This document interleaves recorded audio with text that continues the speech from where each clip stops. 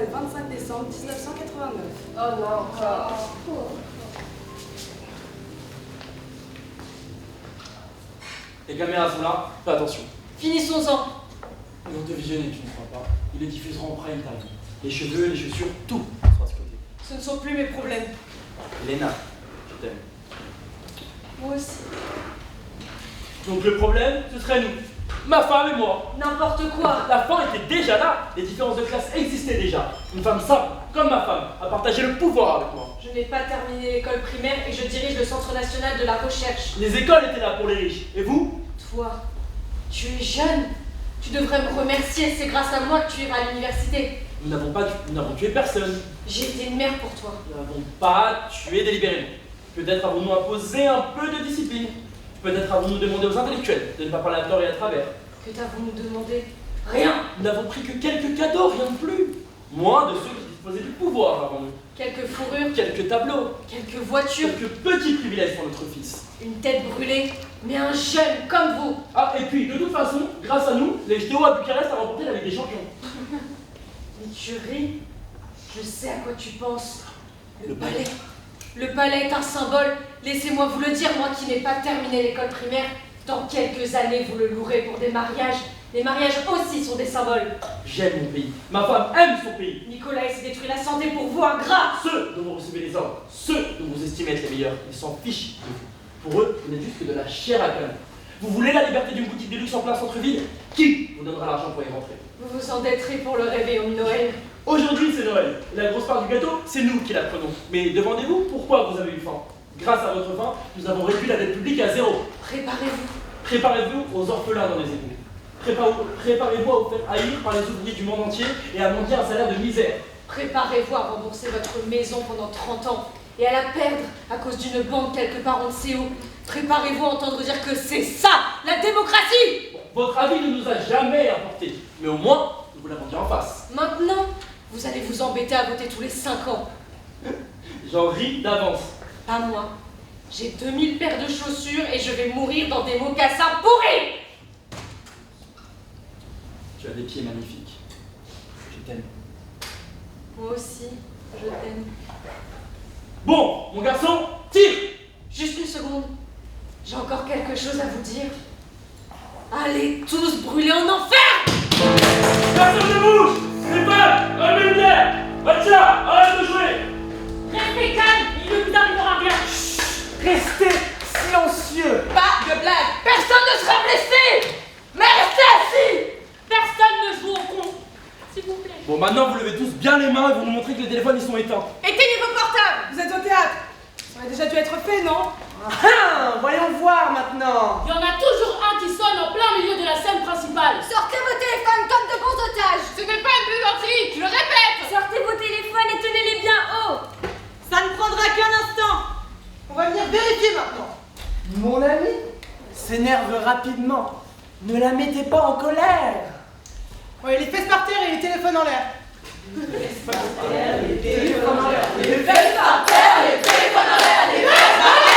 Maintenant, pendant que mes amis font ce qu'ils ont à faire, c'est l'occasion de mieux se connaître. Tout d'abord, bienvenue, mesdames et messieurs, à... Effet papillon! Reconnaissez-le.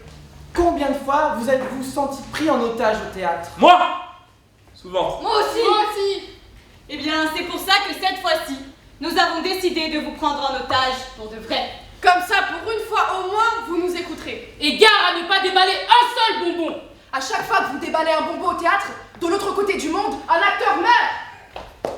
Net, sur le coup. Eh bien, d'une certaine manière, nous venons de vous expliquer ce qu'est l'effet papillon. Un petit événement qui a d'immenses conséquences dans des endroits éloignés les uns des autres. On a fini, c'est bon. Bien, cher public. Maintenant, installez-vous confortablement.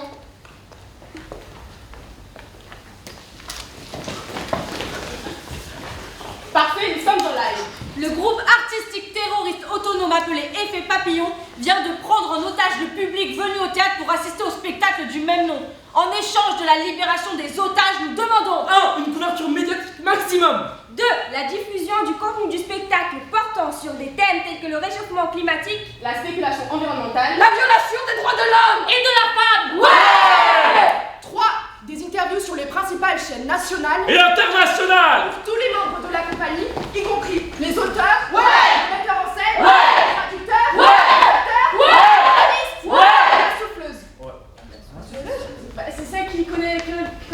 Parker, venez, on finit. Bon, 4, une tournée dans les principales et les capitales villes européennes. Et du monde entier! Avec des fleurs dans notre loge et une fontaine de champagne. Stop, c'est trop, on dose. Toujours plus, hein. On peut continuer?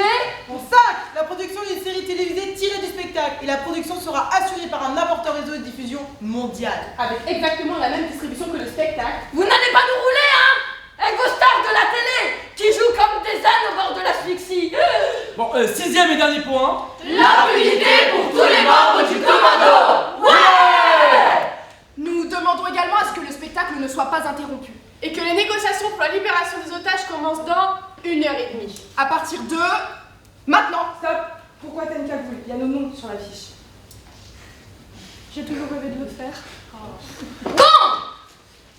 Nous avons 1h30 devant nous. N'oubliez pas que le spectacle est en live. Le monde entier nous regarde. Alors soyez sages. Écoutez-nous après tout, vous avez payé votre place pour ça. Ouais, et ne prenez pas de photos, hein. Ne regardez pas ailleurs toutes les 5 minutes. Comme vous le verrez pendant le spectacle, même les plus petites actions, y compris les vôtres, ont des répercussions inattendues. Détendez-vous. Profitez du voyage.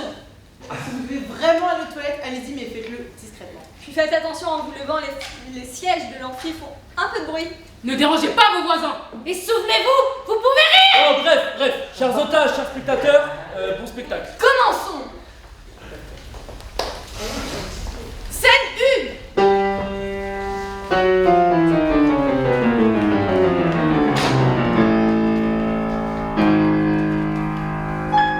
Île du roi George. Base scientifique de Bellingshausen, Antarctique. 2 scientifiques ont directement été envoyés par le président russe pour étudier ce qu'il se passe au pôle sud.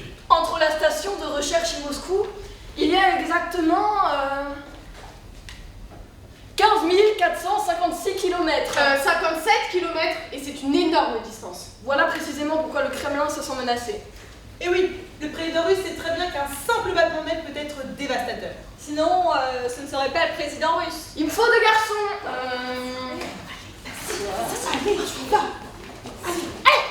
Mais si tu tiens. Bon, Johan Petrescu, biochimiste roumain. Et Kim Jong-ho, climatologue nord-coréen. Bon, ils ont pas vraiment la gueule de l'emploi. Bon. Tu veux faire quel rôle? Je sais pas. Bon, on joue à Shifumi? Shifumi. Gagné! À moi le roumain! Moi le nord-coréen. Johan Petrescu, biochimiste roumain, examine un échantillon au microscope. Kim Jong-ho, climatologue nord-coréen, lié à un roman policier.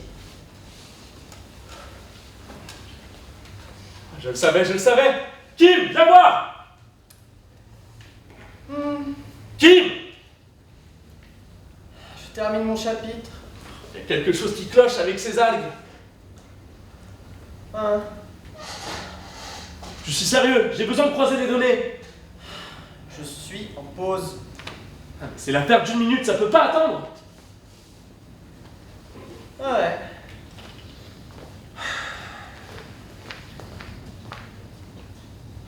Qu'est-ce que tu dis? Agatha Christie. Ils étaient 10. C'est bien. Pourquoi tu l'as lu? T'en es où? À la moitié. Donne-moi les données ou je te dis qui est meurtrier. Elles sont sur le serveur. J'ai besoin des calculs des variations de chaleur par rapport au courant. Ces algues mutent génétiquement, c'est comme si elles étaient en train de s'adapter. Ouais. Tu m'as entendu? Oui, tu veux le prix Nobel et tout. J'ai besoin de ces données maintenant. Je termine mon chapitre. Kim, tu as 5 secondes. Ouais, bien sûr. 5, 4, 3, 2, 1. Kim, c'est le juge Wargrave. Coupable. Impossible. Si c'est le juge Wargrave. Il est mort il y a 2 pages. Il a fait semblant. Ouais, c'est ça. Laisse une lettre à la fin pour expliquer son plan. Page 196. Merci.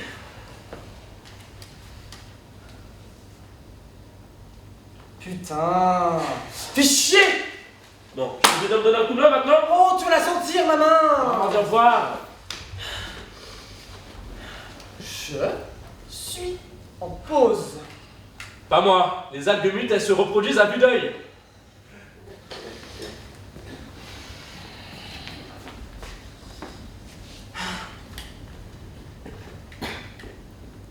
impossible. Pourquoi tu ne l'as pas dit tout de suite? Bah écoutez un mot de ce que je t'ai dit.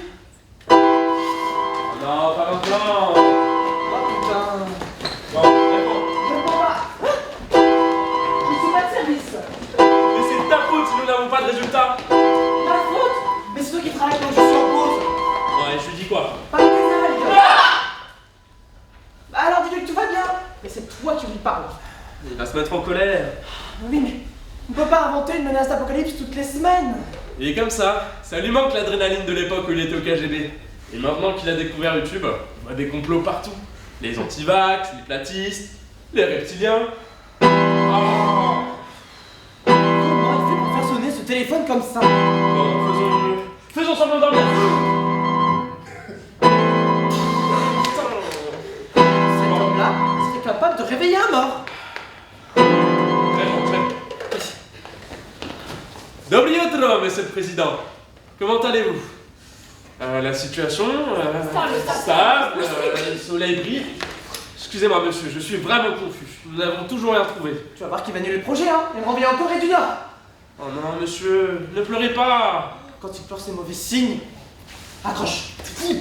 On n'a qu'à faire comme si on avait tout coupé. Laisse tomber. Excusez-moi, monsieur, il y a eu une interférence. Et non, toujours pas, je vous l'ai déjà dit. On est foutu. Ah ouais. Non, quoi? Je ne veux pas mourir. Du chocolat? Du chocolat. Et des amandes aussi?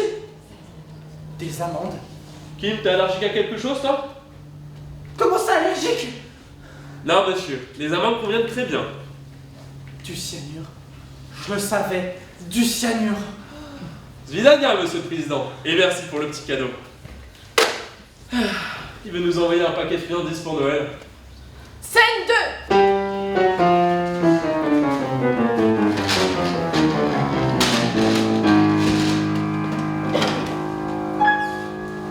Les 5 toilettes de l'île du roi George. Kim est enfermé à l'intérieur. Quelqu'un frappe avec insistance à la porte. C'est Johan. Il doit faire la grosse commission. Kim est enfermé dans les toilettes. Il murmure dans un téléphone rouge dont le président russe ignore l'existence. À l'autre bout du fil se trouve May O'Brien, lobbyiste pour le compte de la compagnie Greenworld. Une multinationale opaque, mais soucieuse de l'environnement. Nous la voyons assise dans un couloir du monde politique new-yorkais. Imperturbablement en talons de 12 cm.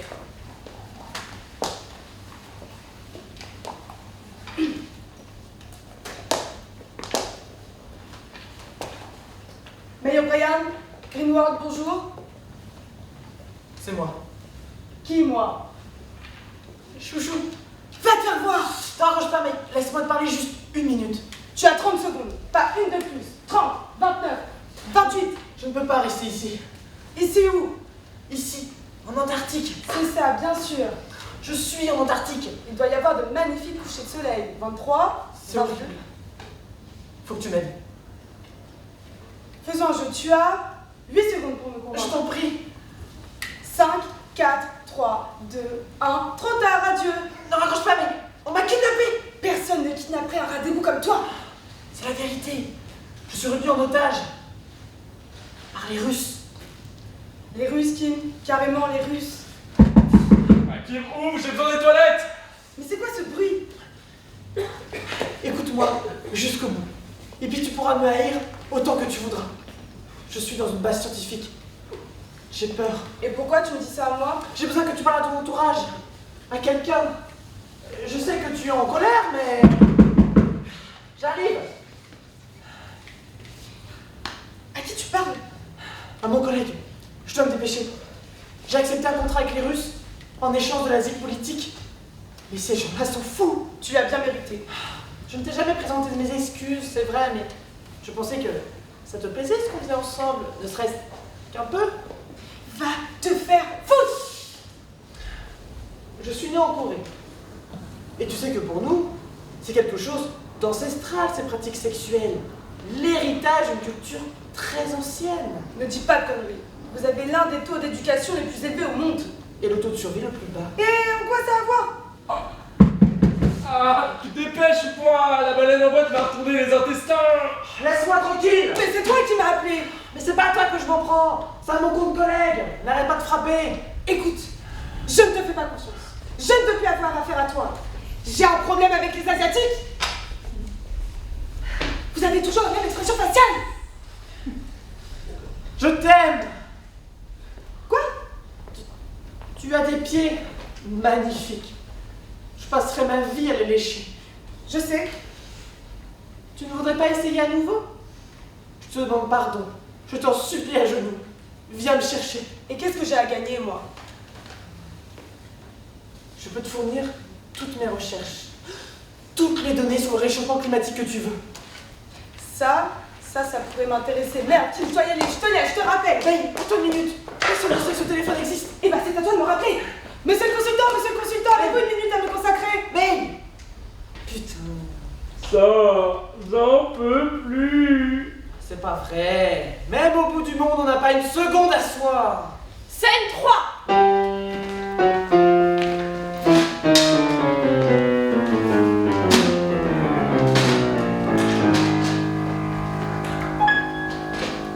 Monsieur le consultant, juste une seconde, s'il vous plaît. C'est un consultant au PNUE, le programme des Nations Unies pour l'environnement. À qui ai-je l'honneur? Greenwald. Ah!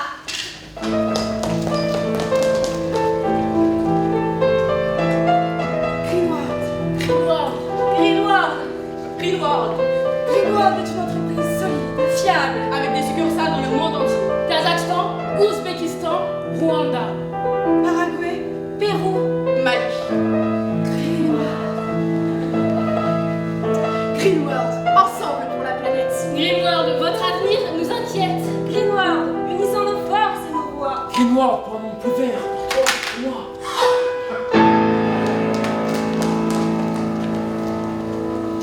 Vous ne pouvez pas laisser passer les accords russo-américains sur l'amiante. N'est-ce pas un peu tard, vous ne trouvez pas? Cela fait des mois que nous demandons un rendez-vous.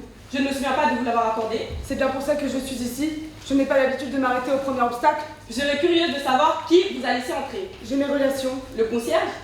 entre autres.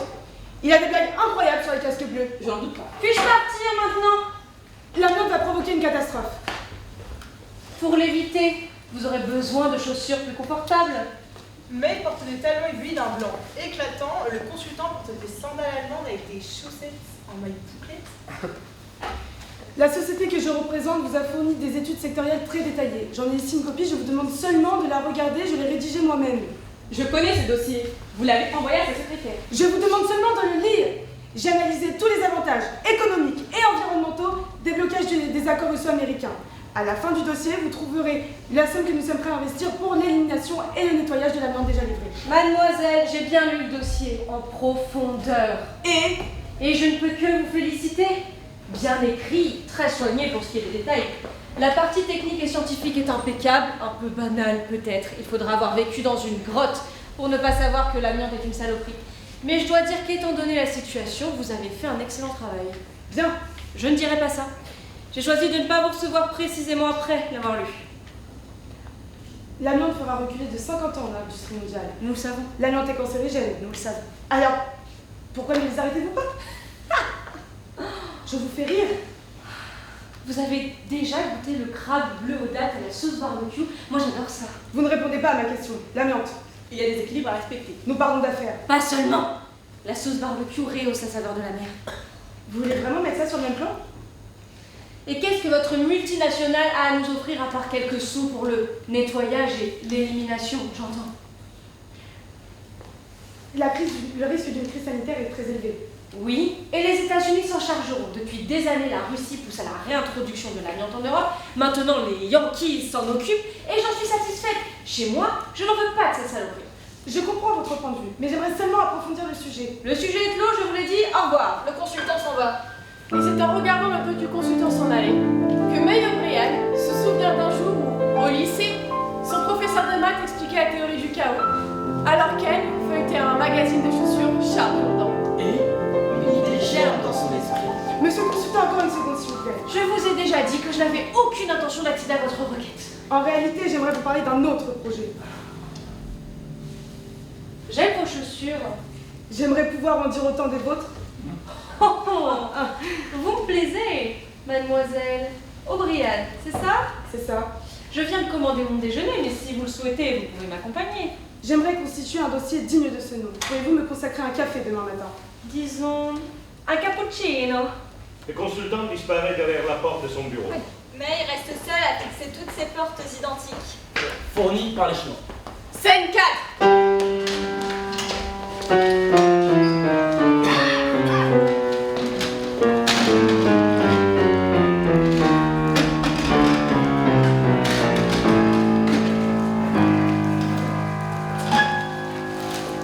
À la scène 4, Nous sommes à bord d'un vol intercontinental. nous sommes revenus un peu en arrière dans le passé, précisément 5 ans auparavant. Ioan Betelescu, biochimiste roumain, a le mal de l'air. Il a déjà pris 2 Valium et 3 mignonnettes. Maintenant 4 mignonnettes de cognac, mais son état n'a pas l'air de vouloir s'améliorer. À ses côtés, le consultant, en sandales et avec des chaussettes en maille bouclette, semble grignoter des chips ou quelque chose du genre.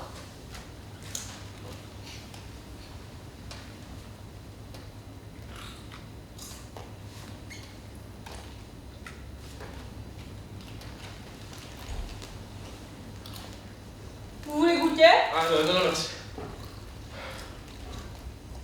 Ce sont des chips de crabe. Délicieuses.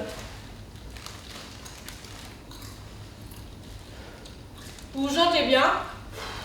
Vous avez essayé de dormir un peu?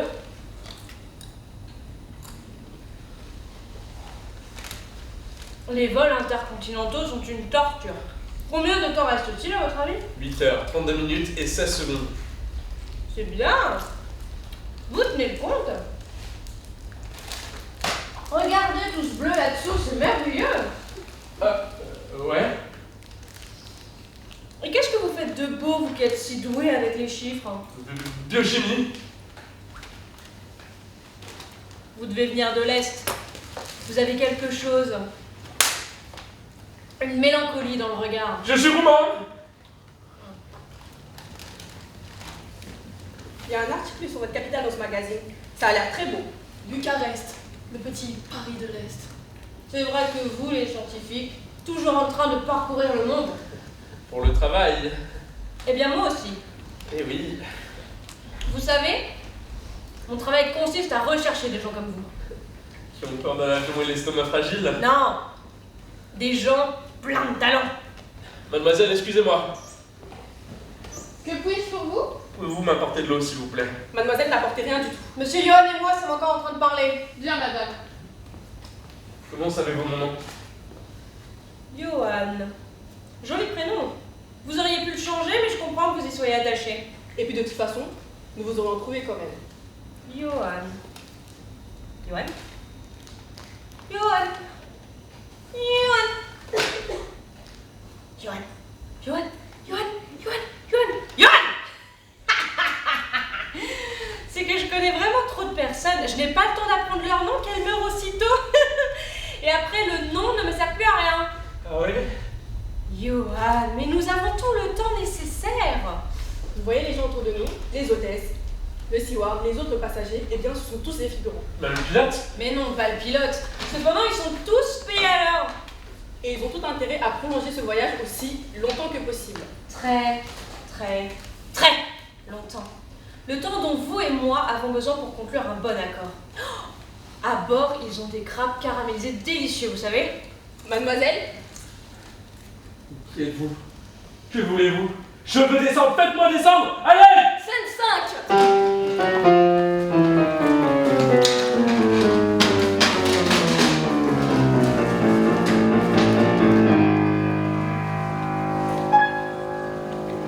À la scène 5, nous revenons au présent.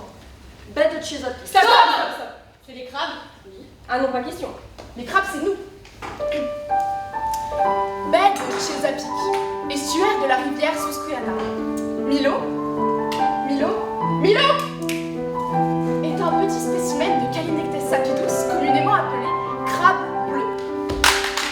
Le crabe bleu est présent tout au long de la côte atlantique du continent américain, du Maryland jusqu'en Argentine. On le mange oui, mais pendant la mue, lorsque sa carapace est molle, on peut le faire tremper dans la pâte et le faire frire C'est toi qui vole. Milo est un mâle. Et comme tous les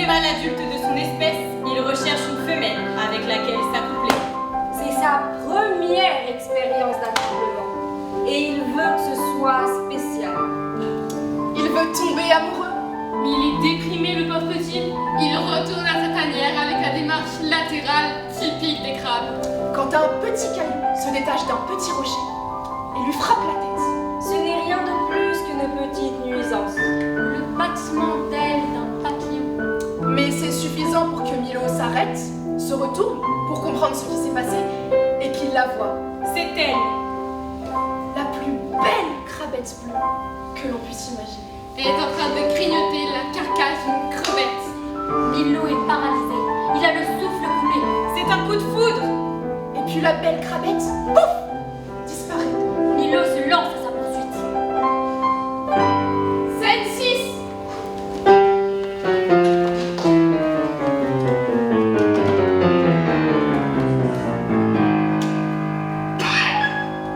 À la scène 6, il fait froid, mais pas aussi froid qu'il le devrait. Yohan Petrescu et Kim Jong-ho effectuent des prélèvements de carottes de glace dans l'épaisse couche qui recouvre l'île de Rajorge. Ce n'est pas encore la saison touristique. Pendant plusieurs mois, l'île ne sera habitée que par les 2 scientifiques et une colonie de pingouins. On passe-moi le truc là. Le truc. Kim, sans refermer son livre, lui lance un outil scientifique délicat pour finaliser la collecte d'échantillons. Les pingouins sont plus utiles que toi. Au moins ils regardent eux. Je peux te poser une question? Pourquoi tu es obsédé par les algues? Chacun ses obsessions. Je ne te le fais pas dire. Et puis je te l'ai déjà dit. Je veux le prix Nobel. Mais ton travail ne te suffit pas. Chercher des aliens et des elfes des neiges n'est pas un travail. Tu as ton droit de salaire, l'indemnité de résidence journalière, des cigarettes à volonté. Je n'ai pas... C'est du travail. Ouais, j'ai vraiment pas de temps à perdre. Eh bien, c'est là que tu te trompes. Trouve-toi une vie, un passe-temps. Ma vie c'est ça. Découvrir ce qui arrive aux algues et gagner le prix Nobel. Mais tu n'as pas de famille, de petite amie, de chien. Je suis ici depuis près d'1 an et tu ne me racontes jamais rien. J'ai coupé les ponts avec tout le monde. J'ai étudié les phénomènes et publié mes recherches. Un point c'est tout. Depuis combien de temps tu es ici? 5 ans, 2 mois, 14 jours, 8 heures, 32 minutes et 15 secondes. 5 ans? Et tu n'en as pas marre? Pourquoi? La compagnie est variée. Un nouveau collègue arrive tous les 2 ans. Puis il finit par se faire chier. Puis il s'en va. Et moi au contraire, je pense rester un moment. Tu veux une cigarette? Non merci. Eh bien moi j'en ai une de petite amie. Enfin c'est pas vraiment ma petite amie. C'était ma petite amie. On s'est disputé juste avant que le président russe ne me convie à venir ici. Et pourquoi vous vous êtes disputés? J'ai fait une bêtise. Quelque chose d'innocent, hein. Et elle s'est fâchée à mort. Quoi? C'est un peu intime, désolé. Bref, après presque 1 an, j'ai décidé de la recontacter. Alors j'ai pris mon courage à 2 mains et... Et t'as fait quoi? Rien. Rien. Qu'est-ce que je pouvais faire? Je n'ai pas de téléphone ici. La seule ligne est celle du président russe. Ils ont peur que je contacte quelqu'un qui m'aide à m'échapper. Mais pourquoi tu voudrais t'échapper? Tu as tout ce qu'il te faut ici. La science, de magnifiques couchers de soleil, des polars, et puis tu m'as moi. Le futur lauréat du prix Nobel. Tu y crois vraiment? Appelle ça de l'instinct. Alors c'est magnifique. Je serai le collègue d'un lauréat du prix Nobel. Collègue? Ami? Ami d'un lauréat du prix Nobel.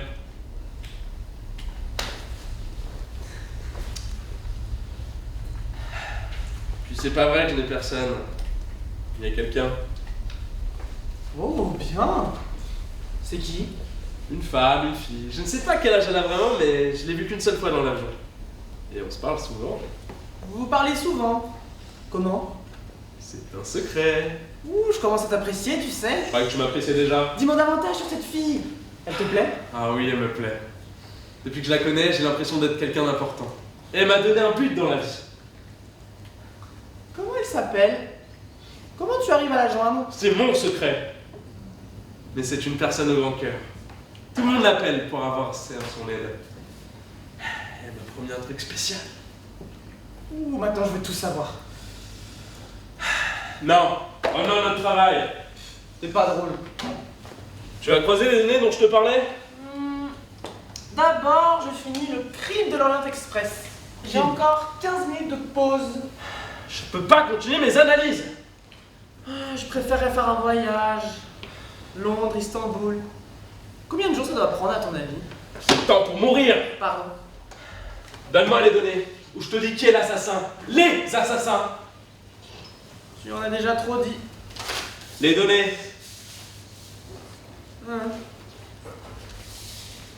Les assassins, c'est tout le monde. Hein? Ils se sont mis d'accord. Impossible. Vérifie. Page 204.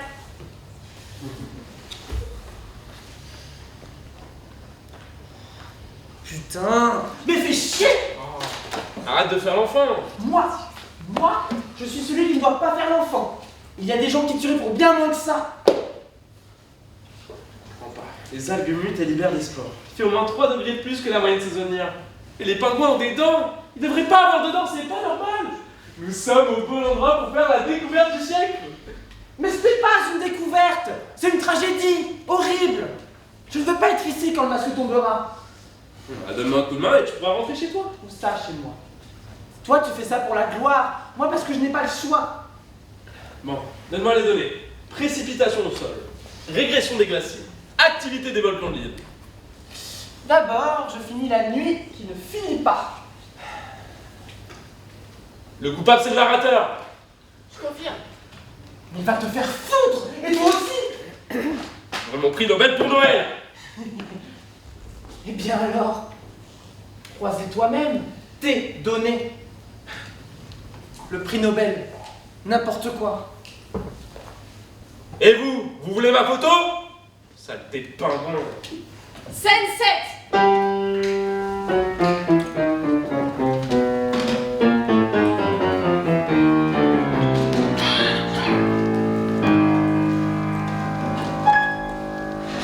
Cafétéria de la politique mondiale. Les plots en plastique sont fournis par les Chinois. Le café aussi. Un café d'orge macchiato au lait de soja avec un nuage de cacao et de caramel, sucrète, pas trop chaud et dans une grande tasse. Si on peut encore appeler ça un café, bien évidemment. Et vous, qu'est-ce que vous prenez? Juste un cappuccino. Et des spaghettis de crabe. Oh, stop. Qu'est-ce qu'il y a? Alors, ok pour l'orge, etc., etc. Avec du lait de soja, du caramel, même si c'est déjà un sacrilège. Mais cappuccino et spaghetti, c'est non! Cappuccino et spaghetti, ça commence à faire beaucoup. C'est les auteurs qui l'ont écrit. Mais ils l'ont peut-être écrit, mais c'est juste pas possible. Le but est de rendre mon personnage antipathique, ou du moins montrer qu'il a très mauvais goût. Ouais, eh bien, ça fonctionne. Même les chaussettes dans les sandales vont dans ce même sens, me semble-t-il. Moi, je porterai jamais ça. On peut continuer? Ok, donc le consultant commande sa cochonnerie et commence à parler avec May. Qui boit de l'orge.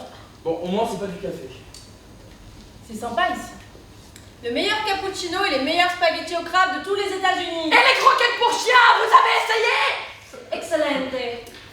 J'ai une proposition. Pourvu que ce ne soit pas de l'amiante. La première cargaison est déjà en route pour les États-Unis et ici elle sera parfaite. J'ai une autre proposition. Dans ce cas, je vous écoute avec plaisir. C'est quelque chose qui peut nous satisfaire, tous. Vous et nous. L'éthanol. L'éthanol, c'est de la merde. Aucune expérimentation à grande échelle n'a encore été faite sur l'éthanol. L'éthanol coûte plus cher que l'essence. C'est plus propre. Nous devons sortir de ce cercle vicieux. Nous devons penser à l'avenir. Il a un rendement très faible. Le maïs est trop important pour en faire de l'essence. Cela veut dire qu'il faudra se passer des tortillas. Et des biscuits, Et du popcorn. et de la viande, des soupes, des guerres civiles et de la trompe. Ça, on ne peut pas le savoir. Si on peut, pour ceux qui ont compris comment ça fonctionne. Monsieur le consultant, Greenwald est prêt à investir une somme considérable dans une expérimentation sur l'éthanol. Dans ce cas, pourquoi est-ce que je parle avec vous plutôt qu'avec le PDG? J'ai la confiance totale de nos supérieurs. Mademoiselle, vous ne comprenez pas. L'économie est un système complexe. L'écologie l'est aussi. Oh mon Dieu! Vous avez voté pour Obama. Ce n'est pas le moment de parler de mes préférences électorales. Écoutez, j'aurais voté pour lui, moi aussi, avant toutes ces conneries sur les énergies renouvelables. Ce ne sont pas des conneries. D'accord. pas les énergies renouvelables, en général. Mais l'éthanol n'est pas digne d'une femme qui a vos qualités, votre bon goût vestimentaire. Si vous appréciez mes compétences, pourquoi ne dites-vous pas oui et nous verrons ce qui se passe? Le consultant, malgré ses goûts culinaires désastreux, a un instinct infaillible. Durant cette longue pause, allez savoir pourquoi, il se rappelle d'un petit garçon qui habitait derrière chez lui lorsqu'elle était petite fille, qui un jour lui tira les cheveux. Elle n'a rien fait. L'instinct lui disait que c'était une perte de temps de réagir à un geste si bête. Peu de temps après, le garçon est mort dans la pauvreté, dans le quartier de Kreuzberg, à Berlin. Le consultant regarde May et elle se formule mentalement une hypothèse absurde. Qui sait si son instinct aura raison?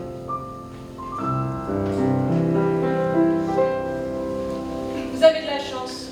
Manger me met de bonne humeur. Faisons un pari. Je fais pression pour lancer une expérimentation sur l'éthanol dans un pays quelconque. Commençons par un petit pays. Cela m'intéresserait vraiment de voir ce qui se passe. Et quelle est votre demande en termes d'investissement? Rien du tout. Si l'expérimentation réussit, je trouverai le moyen de vous inclure dans un quelconque consortium. Où est l'arnaque? Je sens déjà que je vais gagner le pari.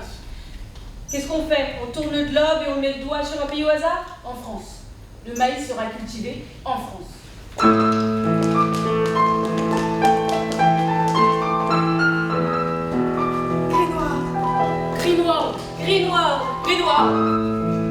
Greenwald est une entreprise solide, Fiable. Avec des succursales dans le monde entier. Kazakhstan, Ouzbékistan, Rwanda. Paraguay, Pérou. Mali. Greenwald, ensemble pour la planète. Greenwald, votre avenir nous inquiète. Greenwald, unissons nos forces et nos voix. Greenwald pour un monde plus vert, pour toi et moi. Oui, bon, c'est bon, j'ai compris, hein. Qu'est-ce qu'on parie? Un dîner chez Dodley sur Broadway? Le meilleur beignet au crabe de la ville. Affaire conclue. Soyez honnête, vous ne faites pas ça uniquement pour Greenwald. Vous, personnellement, qu'est-ce que vous en tirez? J'ai fait mes calculs. J'ai compris. L'enfant lance la boule de neige et l'avalanche emporte tout. D'où venait votre ami scientifique déjà? De Corée du Nord? Comment le savez-vous? J'ai fait mes calculs. Vous prendrez autre chose? J'aurais bien envie d'un autre cappuccino avec un poulet au marsala et du ketchup à côté. Oh, ces discours me donnent faim. La 7-7 s'interrompt avant que vous puissiez assister à une telle horreur. Scène 8.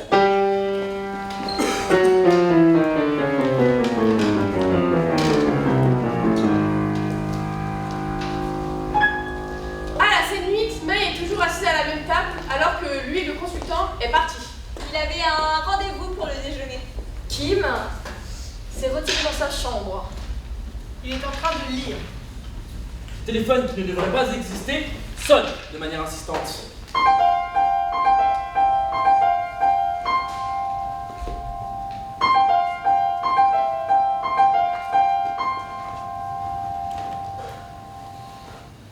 T'es folle ou quoi? Tu veux qu'on me repère? Je t'entends, hein? Tu peux t'enfermer à clé autant que tu voudras. Tôt ou tard, tu devras sortir et me livrer les données. Elles sont à moi, à moi. Allez, de toute façon, il ne sortira pas maintenant. Nous en reparlerons plus tard. Allez, sors d'ici. On n'a pas besoin de toi en cette scène, hein. Comment ça va? Je suis en Antarctique.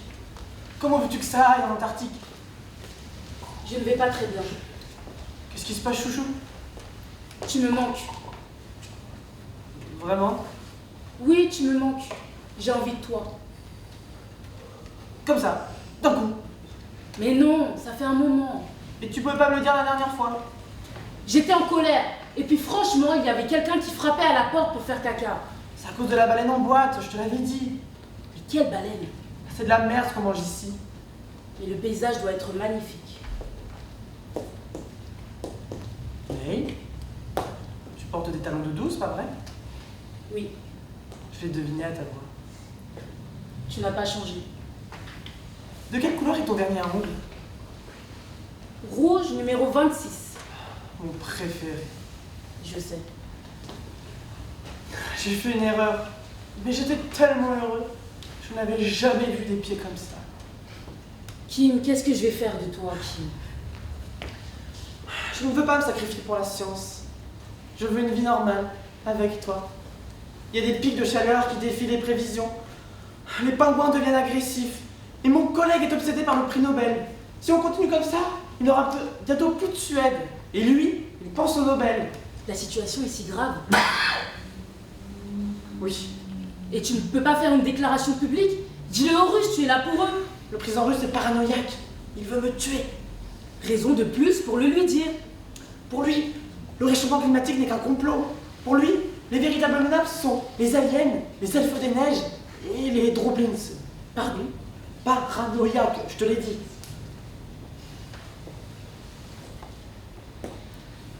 May, tu es là? May, viens me chercher. Comment faire?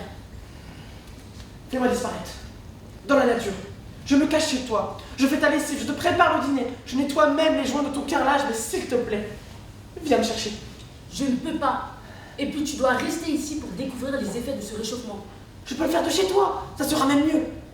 Sans Johan dans les pattes et avec toute la tranquillité nécessaire, je découvrirai tout ce qu'il y a à découvrir.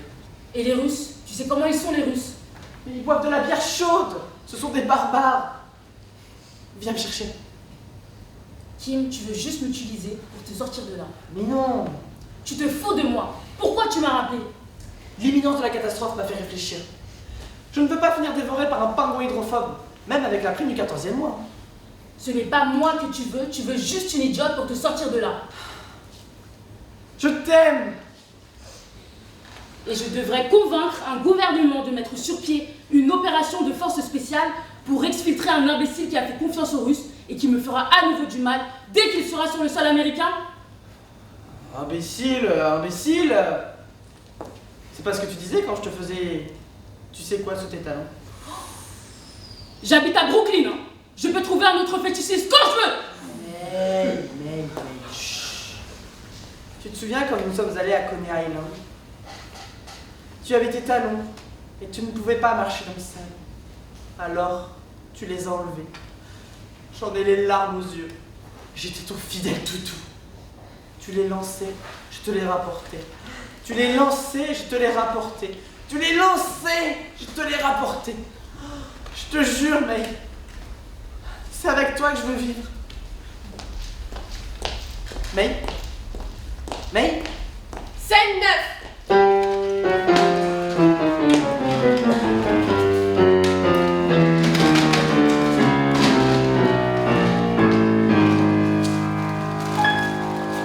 Passons à la scène 9 et revenons 5 ans auparavant.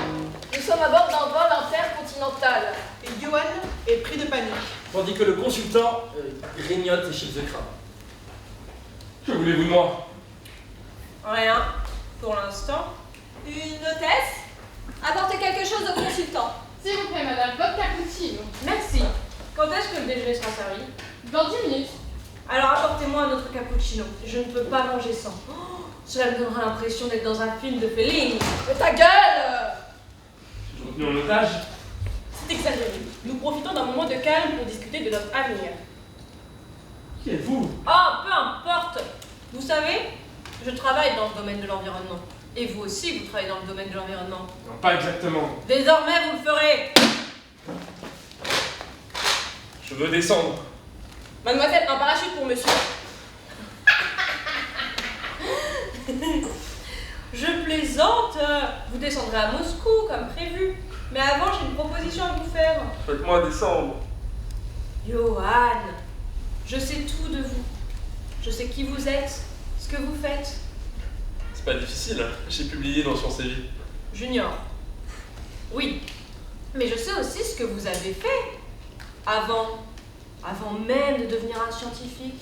Aïe, aïe, aïe, aïe. Que voulez-vous dire? Qu'il y a quelqu'un qui paierait très cher pour savoir qui a fait ce que vous avez fait. Johan, ne me faites pas entrer dans les détails sordides. D'accord. Arrêtez-vous. Qu'est-ce que vous voulez? Du calme, monsieur Petrushko. Je vous demande pardon, j'ai été impoli. Mademoiselle? Voici le parachute. Je plaisante. Qu'est-ce que vous prendrez? Bien sûr, je vous invite. Allez, vodka. Une bouteille de vodka. Puis-je? Allez-y, nous en avons une caisse entière. Je savais que vous alliez en demander. Tout de suite, madame. Une petite turbulence secoue la boîte mécanique de l'avion.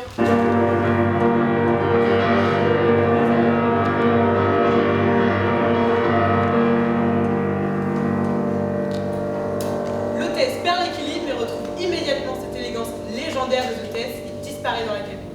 Johan crie et s'accroche au consultant légèrement secoué par tant de familiarité méditerranéenne. Pourriez-vous vous ôter de là? Juste un instant. Un instant seulement, d'accord? Soyez plus viril, je vous en prie, reprenez-vous! Oh. Oh! Bien. Maintenant que vous êtes à l'aise, nous pouvons discuter. Vous mangez quelque chose? 7-10.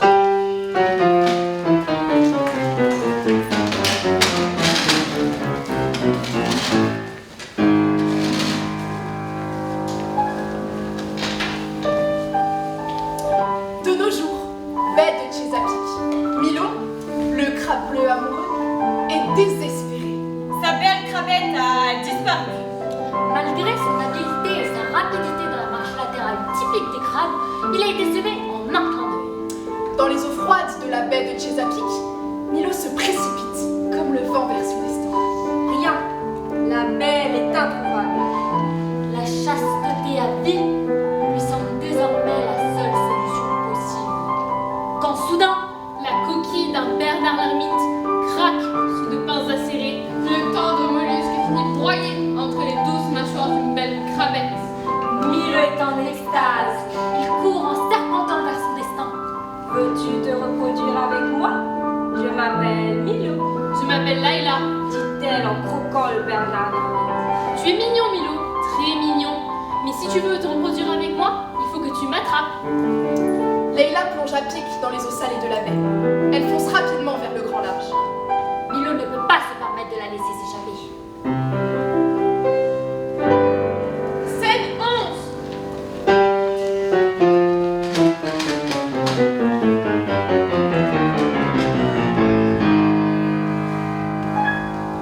Le bureau de la scène 11 est identique aux autres. Le bureau est fourni par les Chinois. Le distributeur d'eau est fourni par les Chinois. Seules les chaussures de mail sont d'un créateur français. Non mais d'origine chinoise. En face d'elle, un autre consultant en sandales et chaussettes, mais avec les yeux bridés. Bonsoir. Bonsoir.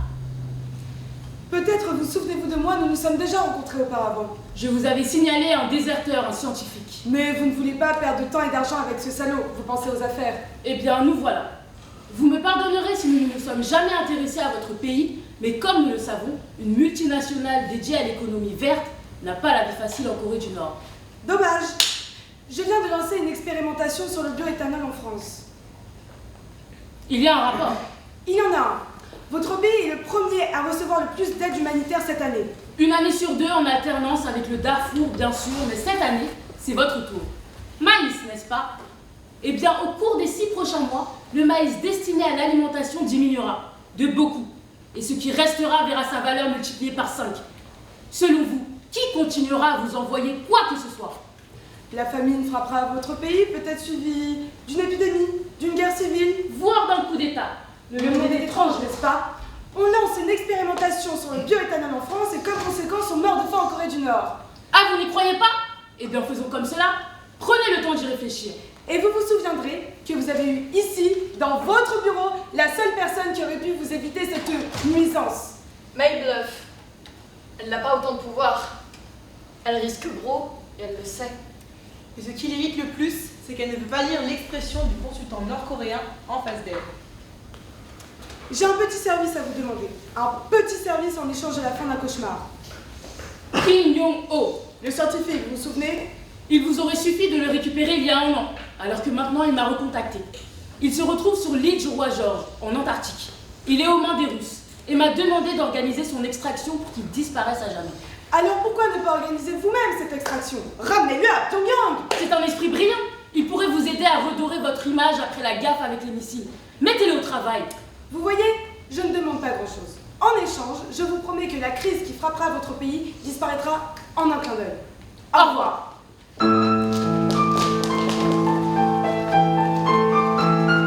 Cri noir. Greenwald. Greenwald est une entreprise solide. Fiable, avec des succursales dans le monde entier. Kazakhstan, Ouzbékistan, Rwanda. Paraguay, Héros, Mali. Greenwald. Ensemble pour la planète. Greenwald, votre avenir nous inquiète. Greenwald, unissons nos forces et nos voix. Greenwald, un monde plus vert pour toi et moi. Scène 12.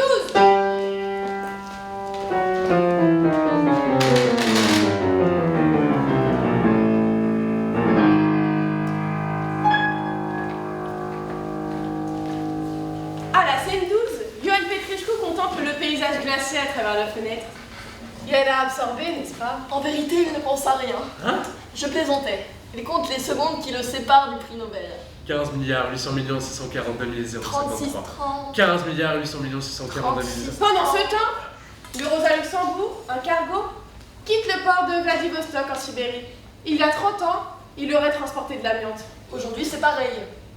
La cargaison est destinée aux États-Unis, mais avec le cancer de la plèvre et le mésothéliome en prime. Le capitaine profitera de la fonte des glaces de l'Arctique pour inaugurer une nouvelle route vers le nord-est. Ceci permettant ainsi d'économiser des semaines de voyage. Dans la baie de Chesapeake, l'attend une cargaison mystérieuse qui doit arriver sur l'île du roi George avant Noël.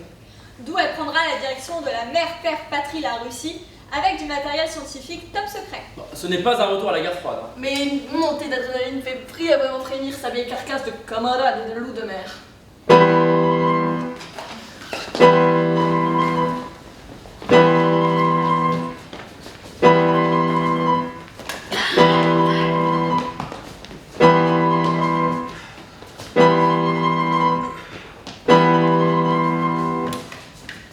Monsieur le Président, et pourquoi vous me posez encore cette question? Je me rappelle pas de quelle paire de chaussures il portait. Ah, probablement de mauvais mocassins. Ah, je vous en prie, Monsieur le Président, ne pleurez pas. Je sais, avec toutes ces paires de chaussures, c'est un péché de mourir avec des mocassins pourris. Monsieur, votre tension... Mais oui, le Père Noël existe. Allez, bonne journée, monsieur. Kim lit Mrs. Mangiti est morte d'Agatha Christie. C'est Robin le meurtrier. Fais chier! Scène 13.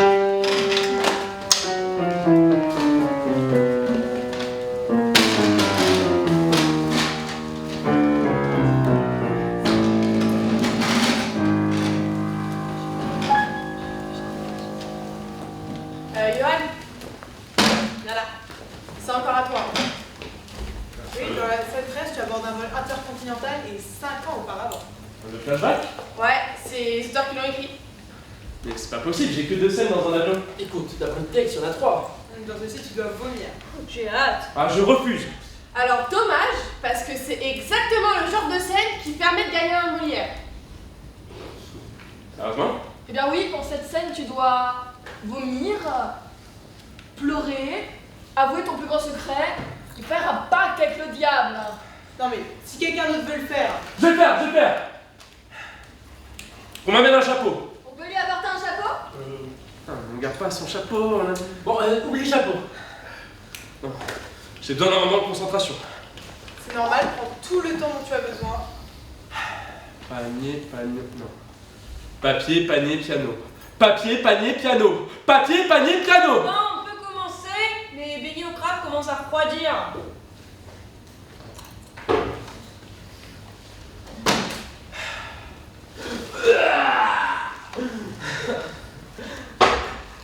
Ce que j'ai fait, j'étais jeune. Mademoiselle, un sac en papier. Vite. J'étais jeune, c'était la révolution. Mademoiselle, il vomit sur mes chaussettes. Oui, bah de toute façon, elles sont dégueulasses. Respirez profondément. Allez. Allez. Allez. Ils avaient raison. Ils avaient raison. J'ai obtenu mon doctorat. Publié dans Sciences et Vie. Junior. Et personne ne me donne la moindre bourse d'études. Ce monde est dégueulasse. Tout le monde part étudier à la Sorbonne. Pourquoi pas moi, hein? J'ai appuyé sur la gâchette. Je les ai libérés des dictateurs. Mais je n'avais jamais tiré sur personne, vous savez. Puis je demande que dalle. Hein. Même pas un merci. Même pas une médaille. Mais bon sang, donnez-moi la foutue bourse d'études! Super convaincant. Très bien. Travaillons sur ce point. Johan, vous avez besoin d'argent. Vous voulez fonder une famille, peut-être, autour d'une table bien garnie. Une belle soupe. Un cappuccino. Bien sûr que non! Tout en main. Dites-nous quel est le vôtre. Comme vous l'avez compris, Johan est un sociopathe et un maniaque compulsif. C'est pas de sa faute, il a une vie très difficile. Le destin ne lui a accordé que quelques opportunités, mais il a su toutes les saisir. Durant cette pause pleine de drames, son esprit retourne en 1980, quand, enfant, dans les rues de Bucarest, il passe devant un brocanteur et remarque un petit objet étincelant. Il ressemblait à un piston avec un petit verre à sa base. Johan n'avait pas beaucoup d'argent. Alors, avec patience et persévérance, il a attendu, et attendu, et attendu. Mais, au premier instant d'inattention du brocanteur, il vola le microscope. Mal en point, mais précieux. Et depuis ce jour, Johan n'a plus qu'un seul rêve.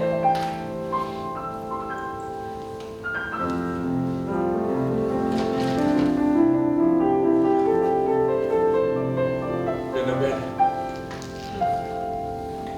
Je crois avoir mal entendu. Le prix Nobel. Le Nobel. Je veux le prix Nobel! Je pense que c'est possible. Vraiment? Bien pourquoi pas si vous saviez ce que Stephen Hawking nous a demandé. Ah, lui aussi. Lui aussi. Et quand est-ce que je l'aurai? Il y a une liste d'attente. Ça prendra quelques années. Et qu'attendez-vous en retour? Demain, vous aurez une réunion avec le président russe. Acceptez de faire tout ce qu'il vous demande pour exprimer des requêtes particulières. Vous ne sourcillerez pas. Acceptez et envoyez des rapports périodiques à l'adresse qu'on vous communiquera. C'est tout? C'est tout. Profitez-en pour faire vos recherches personnelles de votre côté entre-temps. Sur quoi travaillez-vous? Les algues? Parfait, occupez-vous des algues. Ce Nobel, on peut faire semblant de le mériter. Et si le président s'en rend compte? Il ne s'en rendra pas compte. Vous êtes le nouvel objet de sa collection. Quelle collection? Le yacht de Tito, les journaux intimes de Mussolini, la moustache de Staline. Il collectionne les reliques des dictateurs décédés. Et maintenant, il a la pièce maîtresse. Le soldat qui a exécuté les Ceausescu. Mademoiselle, une vodka et une paire de chaussettes propres. C'était la révolution, j'avais 18 ans. Avez-vous vu la vidéo? La diffuse à la télévision nationale à chaque Noël. Nous possédons la partie manquante. Comme vous étiez jeune, l'uniforme vous allait vraiment bien, vous savez. Bon, dommage pour ces boutons d'acné, hein. Vous avez bien visé pour quelqu'un qui n'avait jamais tué. Bravo. Je pensais que cette partie n'était pas filmée. L'opérateur changeait la cassette à ce moment-là. C'est pas possible. Faites votre devoir et personne ne verra jamais cette vidéo. Scène 14.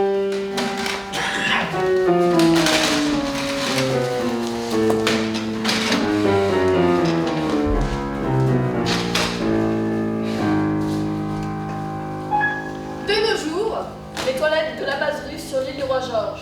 Aussi, en même temps, un appartement à New York.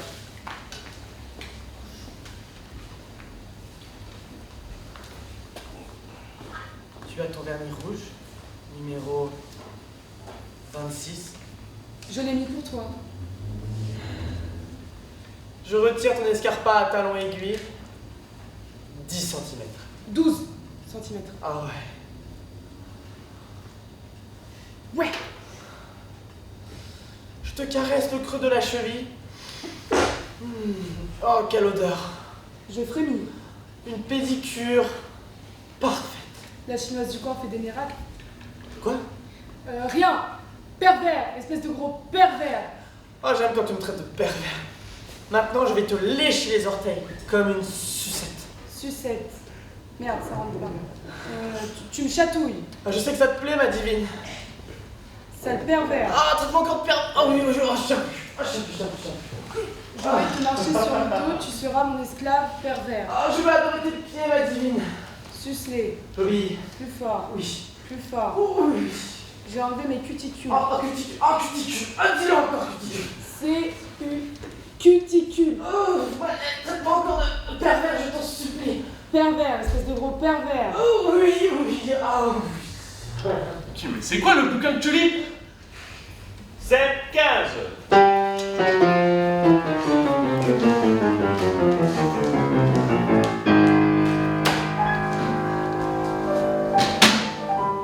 Baie de Chesapeake, embouchure de la rivière Susquehanna.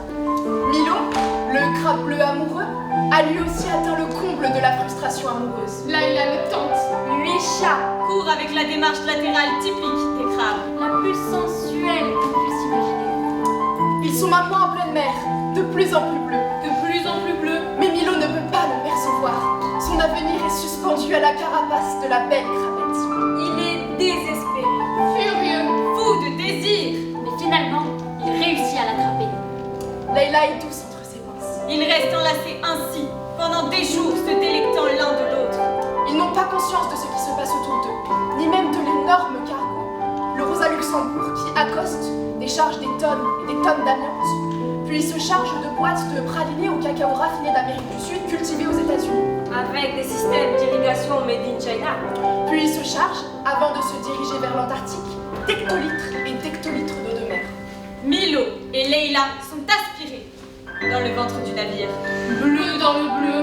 Lorsqu'ils commencent enfin leur danse de l'amour, ils sont déjà à la latitude des Caraïbes. Scène 16.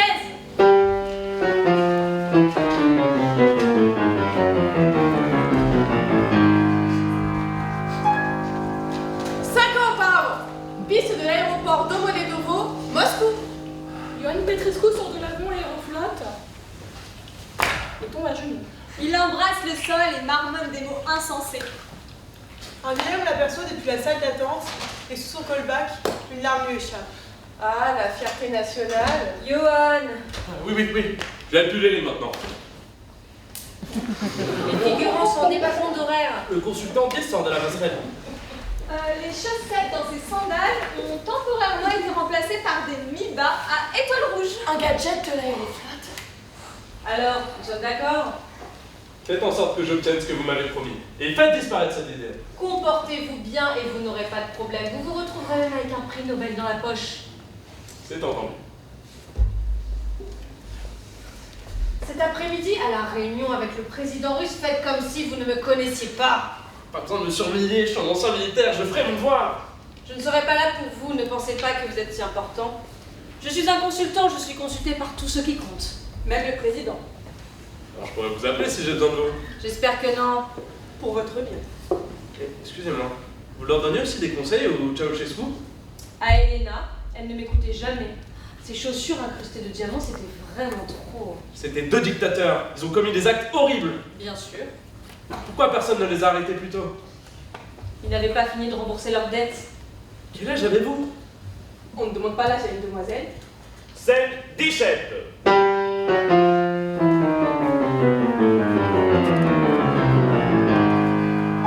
Ah non, le 17 c'est mon chiffre porte-malheur. Bon bah Mathia, je suis superstitieuse, je veux pas qu'on la fasse le 17. Non, on fait pas la scène 17. Scène 18.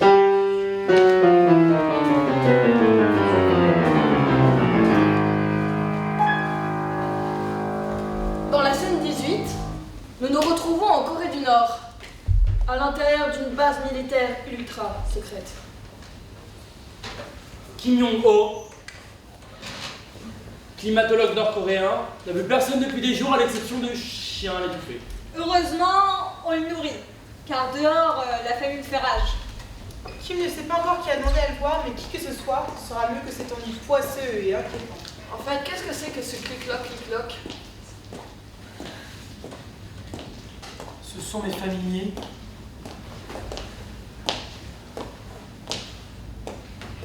Mary, c'est toi. C'est bien moi. Tu voulais que je vienne te chercher? C'est fait. Tu m'as vendu? Le terme approprié serait plutôt je t'ai échangé. Je ne comprends pas. Il n'en avait rien à faire de ton évasion. Personne ne voulait venir te chercher. Alors pourquoi je suis ici? Disons que c'est grâce à moi qu'il n'y a pas suffisamment de maïs en Corée du Nord. Et le prix pour mettre fin à cette famine, c'était toi. Donc tu es en train de me dire que sans toi, personne ne serait venu me chercher? Tu as tendance à te surestimer. Sais-tu combien coûte une opération pour récupérer un Nord-Coréen en Antarctique? Ils t'ont mis ici pour étudier, afin d'amortir la dépense. Essaie de faire la découverte du siècle, sinon ils seront déçus. Mais... Ne pleure pas. Et puis sache que je t'ai rendu service. Pense à ce que le président russe aurait fait s'il était arrivé avant nous et avait découvert ce que tu as fait. Poignarder le prochain lauréat du prix Nobel n'a pas été ta meilleure idée. Voilà donc ce qui s'est passé dans la scène 17. C'est passé quoi dans la scène 17? Il t'a mis un couteau dans le dos. Paf! Juste avant que les Nord-Coréens viennent le chercher. On n'aurait peut-être pas pu couper la scène 17 du coup. c'est lui qui a commencé. D'abord ils étaient 10, puis le crime de l'Orient Express. Meurtre surligné était la goutte d'eau qui a fait déborder le vase. Révéler la fin des polars devait être passible de poursuites judiciaires. Alors que c'est moi qui suis en prison. Tu n'es pas en prison. Ils t'ont fourni un tableau noir et de la craie. Oui. Ici, tu pourras poursuivre tes recherches en toute tranquillité, avec l'estomac bien rempli. Dehors, il y a une famine. Des gens meurent. Et c'est de ta faute. Nous avons le taux de survie le plus bas. C'est ce que tu as dit. Et puis de toute façon, cela va bientôt se terminer. Georges Clooney vient d'accepter de présenter un marathon pour une collecte de fonds. Si tout se passe bien cette année, la Corée du Nord recevra 2 fois plus d'aide humanitaire. Pourquoi, chouchou? Dis-moi juste pourquoi? Tout ce que tu lis dans tes polars ne t'a rien appris? Kim se tait, son esprit s'éloigne, emporté dans le tourbillon du temps. Et il se retrouve jeune, à l'université de Pyongyang. Il était à la cantine avec des camarades qui, et tandis qu'il avale des râpelés de piètre qualité, il remarque au loin un jeune professeur qui mange seul. C'est Moonaki, l'esprit le plus brillant de l'université. Kim est stupéfait. Il n'aurait jamais pensé voir un homme comme lui en train de pleurer. Un camarade lui chuchote à l'oreille. Sa femme l'a quitté. On dit qu'elle s'est enfuie en Corée. On raconte même que le prof a des goûts bizarres.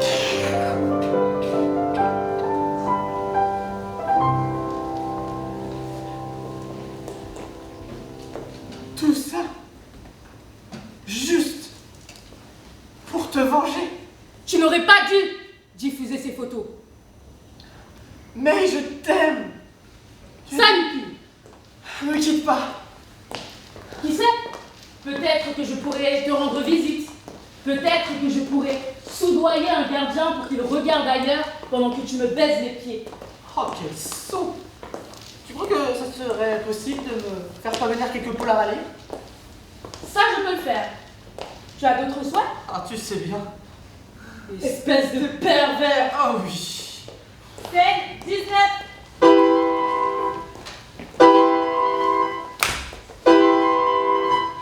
Dans la scène 19, il y a un téléphone rouge qui sonne sur l'île du Roi George, en Antarctique. Le téléphone sonne avec insistance. Encore. Et encore. Et encore. En vain. Le capitaine du Rosa Luxembourg, lorsqu'il accoste, écrit dans son journal de bord qu'il n'a pas pu livrer le chargement de pralinés au cacao d'Amérique du Sud, que tous les échantillons scientifiques ont été saisis au nom de l'autorité du gouvernement russe, et que le seul signe de vie qu'il a trouvé sur l'île est celui d'un pangouin plutôt enragé. Et aucune trace de Kim, le scientifique nord-coréen? Pas de signe d'effraction. Pas de mot d'adieu. Au fil des ans, le capitaine en a vu des choses étranges. Cependant, il ne peut s'empêcher de frissonner lorsqu'il découvre le corps désormais froid d'Iwan Petrushkin, affalé au sol. Un couteau entre les omoplates et le visage étrangement souriant. En face de lui, l'ordinateur toujours allumé et un email ouvert. Félicitations de l'Académie de Suède. Le téléphone rouge continue de sonner.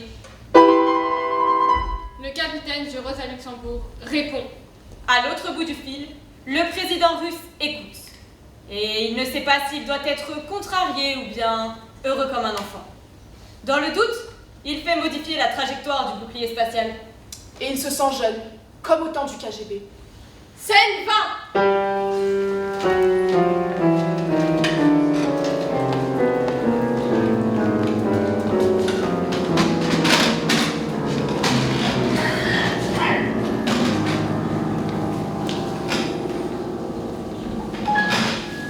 Ah, scène 20, il fait beaucoup.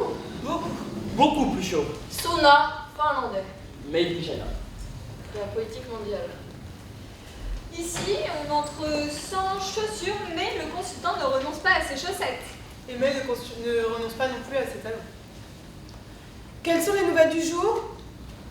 Georges Clooney recueille la somme record de 5 milliards de dollars d'aide humanitaire à la Corée du Nord. Le président américain reconstruira la Maison Blanche en amiante pour prouver que ce n'est pas dangereux. Quel con! Pour la précision, le mésothélium est la première cause de décès dans l'hémisphère nord. Et, tenez-vous bien, le gouvernement français a cessé l'expérimentation de l'éthanol, jugé trop coûteux et ayant un impact environnemental excessif. J'ai perdu le pari. Ce n'est pas tout. Mexique, le prix du maïs revient à la normale après la famine du mois dernier. Même au Mexique? Que croyais-tu? Que ton petit jeu ne toucherait que la Corée du Nord? Vous avez gagné? Tu peux me tutoyer? Quand est-ce que tu as compris? J'ai eu une intuition.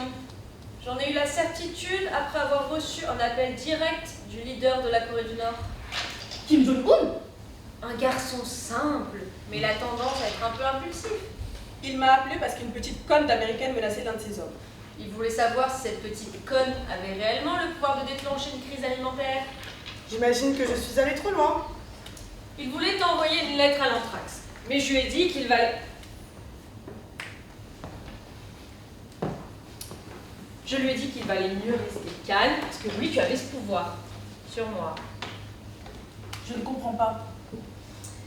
Disons que quand quelqu'un me plaît, j'ai tendance à faire des choses un peu stupides. Puis je ne pouvais pas ne pas t'aider. Tu as déclenché une crise mondiale uniquement par vengeance. J'apprécie les gens qui ont du caractère. Bien. Où allons-nous dîner?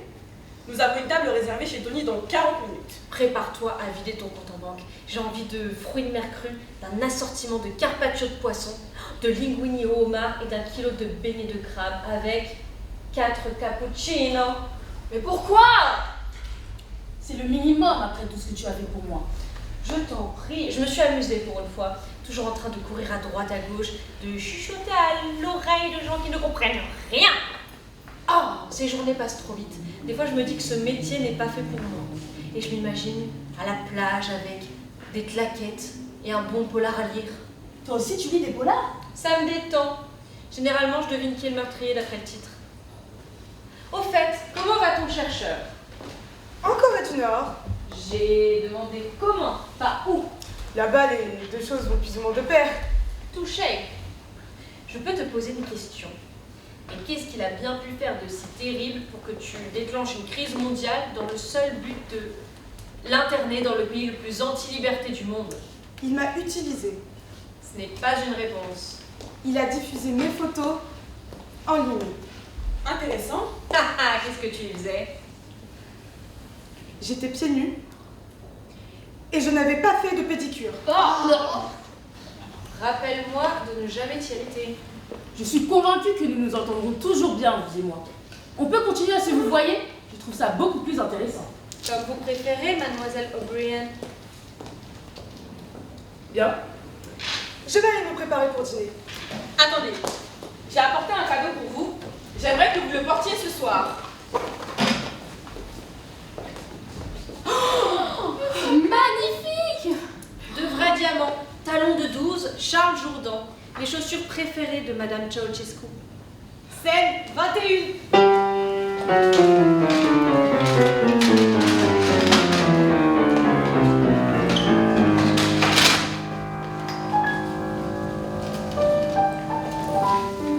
Avez-vous déjà assisté à l'accouplement de deux crabes? Cela peut durer des jours. Une danse sensuelle où les animaux s'enlacent, Se montent dessous. Se chevauchent. Se dispute la suprématie. dans un rapport qui finit par les épuiser tous les deux. C'est une extase. Une expérience mystique. L'accomplissement d'un rituel aussi ancestral que le monde. Milo et Laila, dans la cage de Rosa Luxembourg, ne se rendent pas compte du temps qui passe.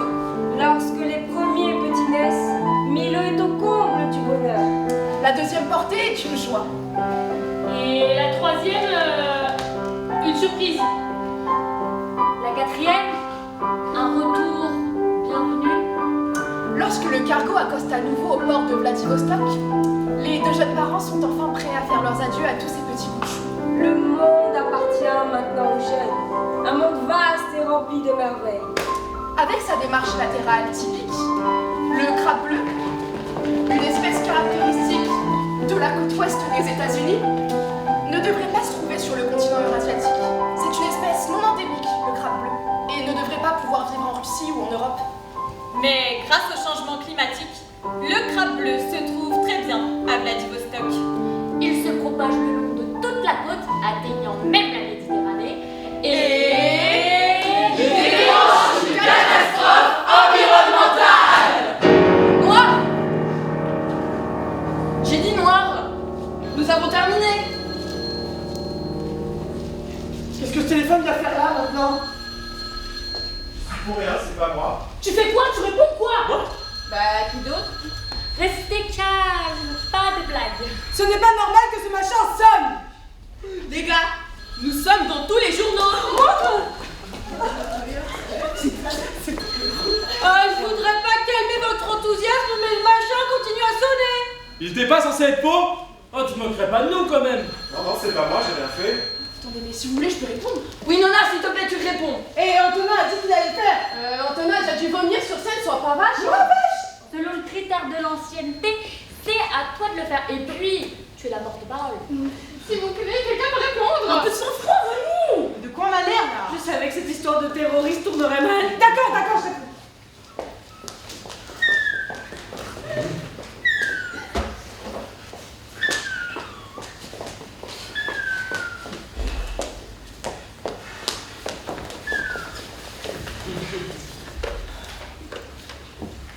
Allô? Monsieur le Président. Mon Dieu. Ça peut pas être lui, hein. J'ai un mauvais pressentiment là, les gars. Bien sûr, monsieur. Nous les relâchons immédiatement. Non, monsieur, ne pleurez pas. Baissez vos armes à terre. Sinon, ils vont envoyer les forces spéciales du Spetsnaz. Et ils envoient des gaz autorisés dans le théâtre. C'est fait, monsieur. Non, nous ne voulons pas grand saut vraiment. Nous voulions seulement attirer l'attention du public qui fait ce qu'il veut au théâtre de nos jours, hein. Ah oui, et l'attention des médias, bien sûr. Et une série télévisée ne nous déplairait pas du tout. Peut-être tournée sur le lieu d'origine. Pas seulement. Oui, monsieur. Je sais que vous avez eu des mauvaises expériences avec les terroristes au théâtre. Peut-être qu'on coupera cette partie. Moi. Non, nous ne voulons pas nous moquer de vous. Vraiment. C'était juste un moyen de rendre votre personnage plus humain. Putain, il va nous buter. Putain, mais en plus on a blessé personne. Mais qu'est-ce que ça peut faire? On l'a traité de paranoïaque pendant 1h30. Et maintenant, il va venir tous nous buter, y compris le public. Non, monsieur, ne vous mettez pas en colère. Je vous demande pardon. Non, je vous en prie, ne pleurez pas. Pardon, mon cul. Personne ne bouge. Ou je fais tout sauter. Non. Repasse-moi le combiné, d'accord, s'il te plaît. Personne ne bouge. Ou je le fais pour de vrai. Monsieur le Président. Oui, c'est Antonin. Vous allez m'écouter, vous avez compris? Ah? Vous m'aviez déjà vu dans le cas des Roms? Et orgasme sauvage échappé du zoo? Ah, eh bien merci pour tous ces compliments. Vous n'auriez pas dû. Bon, des rôles un peu mineurs sous certains aspects, mais je donne toujours le meilleur de moi-même dans le drame. Oui, Yon est un rôle qui m'a beaucoup apporté, vous savez. Quoi qu'il en soit, peu importe que vous me considérez comme un grand acteur ou pas, moi je ne renonce pas, je ne lâche rien. Mais qu'est-ce que tu dis? Le spectacle est terminé. Ce que nous devions dire, nous l'avons dit. Allez, Raccrochez, partons. Nous sommes déjà dans tous les journaux. Vous comprenez pas. Un petit groupe d'acteurs prend en otage des spectateurs à part. Et en Russie, à des milliers de kilomètres de là, la flamme de la révolution s'allume. Tout est clair à mes yeux maintenant. C'est lui qui a peur de nous. Nous sommes les feux papillons. Il est devenu fou, hein. Fais comme moi avant qu'il nous tue. Mon cher public, un petit peu de calme. Nous pourrons tous quitter la salle dans le calme. Personne ne sort d'ici. Vous m'avez compris, monsieur le Président? Vous n'avez aucun pouvoir sur moi. Et puis vous allez faire quoi, hein? Envoyer vos hommes semer le chaos dans un autre pays? Nous maintenant, nous restons ici jusqu'à... Quoi? Comment? D'accord, merci. Il a raccroché. Il va tous nous tuer. J'adore ça. Qu'est-ce qu'il t'a dit, Antonin? Il nous attend au restaurant d'en face. Il dit que c'est lui qui invite. On a qu'une vie, pourquoi la partager? Pourquoi je m'amène si c'est pour vivre à moitié? Faut pas mélanger politique et pitié. Quand on est malheureux, le ventre plein c'est mieux. Tout le monde et tu vas la voir.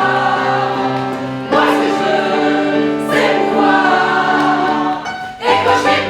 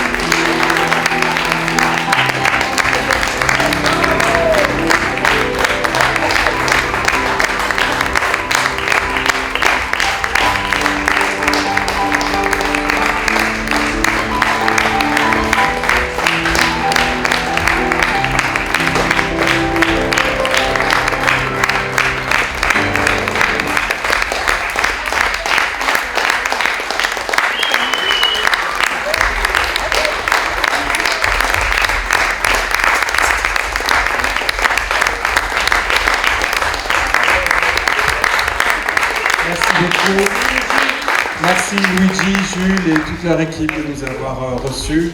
Merci à vous d'être venus. Je voudrais remercier toute ma troupe parce que c'est notre dernière et les féliciter. Et surtout vous dire que le festival continue et n'hésitez pas à aller voir les autres spectacles. Nous, c'était Effet Papillon de Sorbonne Université et on remercie vraiment les organisateurs du festival de nous avoir reçus. Et merci à vous et bravo à eux.